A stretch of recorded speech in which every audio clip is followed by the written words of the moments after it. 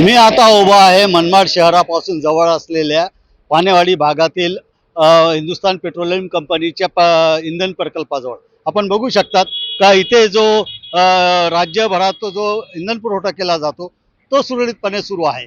फक्त हिंदुस्थान पेट्रोलियमच नव्हे तर या भागात इंडियन ऑइल आहे, भारत पेट्रोलियम आहे, या तिन्ही कंपन्यांमधून इंधन पुरवठा जो आहे तो राज्याच्या वेगवेगळ्या पंपावर सुरळीतपणे होत असल्याची सूत्रांनी आपल्याला माहिती दिली आहे.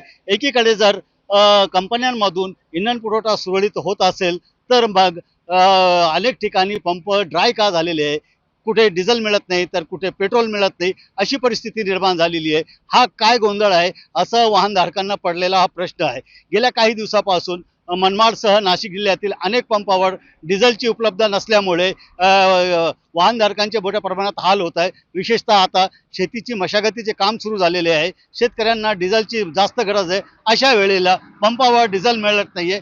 त्याचबरोबर अनेक ठिकाणी तर पेट्रोल पण मिळत नसल्याची ओरड केली जात आहे. एकूणच ऑइल कंपन्यांकडून जर सर्व ठिकाणी सुरळीतपणे इंधन पुरवठा केला जात असेल तर मग पेट्रोल पंपावर इंधन का मिळत नाहीये, ही कृत्रिम टंचाई कोण निर्माण करत आहे असा प्रश्न आता वाहनधारकांना पडलेला आहे.